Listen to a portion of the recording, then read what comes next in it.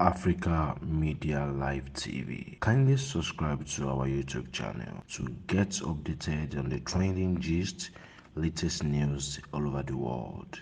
Like our page, subscribe, and share with friends. Thank you. Order from authority.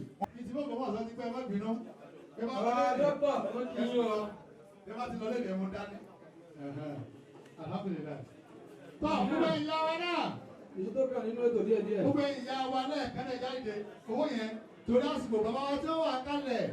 Bàbá wa olúwa sí àgbáyé wọ́n yé sẹ́ńtà lè rá àkókò wọn láre.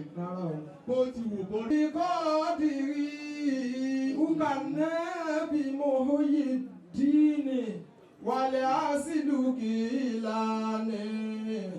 Ukànnẹ́bí Muyideen wàlẹ̀ àṣìlùkì ìlànà. Bàbá wa olúwa sí àgbáyé tí wọ́n bá sọ̀rọ̀ lẹ́nìí ádámà lọ́wọ́ àyàtọ̀ àwọn aláàmọ́ fi hàn gbogbo wa ní kalẹ̀ gẹ́gẹ́ bí olórí àgbà àfáàgbà níjòkó gbogbo àwọn alálùfáà ní ìwà ìlẹ́nìí bàbá wa fọ̀rí láti ṣe àyèfà àti àlùmọ̀kárà àlùbájà àlùbájà tó bí fún àbálẹ̀ kan náà àjíǹdara lórí ọlọ́wọ́jọ́ ẹlọ́bẹ̀ẹ́ sáré wọn dáadáa. Bàbá wọn ní wá sí àgbáyé lárílẹ̀ ní mo bọ́lá jẹ́ lọ́wọ́ àpẹ́ ọ̀mí o wọ́n kojú tó bá ti kojú kàn wá báyìí tọ́ orílẹ̀ ti dé bá náà nìyẹn gbogbo wa bá wábílẹ̀ ìlú ọlọ́dún àkùjá sórí ilé ọ̀rọ̀ ọ̀làdáhùn ìwàlá kùwọ́ká. Lábẹ́ àsìkò náà. Lábẹ́ àsìkò náà. A kà 2 minutes lẹ́lẹ̀ lórí ọ̀pọ̀. Ọlọ́kan la fi ọmọ aráyé wọ́n kì í pé odò bá ń bá ọjà bọ́ọ̀lù ọgbọ́n ló ṣe fọ́mọ ló.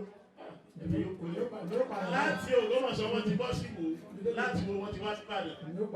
Tí wọ́n bá ń gbé ìlú Ògúnmọ́lá olódògbò kẹrin òdògbò yẹ Ògbómọ̀ṣọ́ lọ́wà. A jẹ́ pé inú ilé náà la wà. Gbogbo Ògbómọ̀ṣọ́ ti bẹ́ẹ̀ bẹ́ẹ̀ sí gbọ́dọ̀ ń tóbi dáadáa. Africa Media Live TV. Kindly subscribe to our YouTube channel to get updated on the trending gist, latest news all over the world. Like our page, subscribe, and share with friends. Thank you.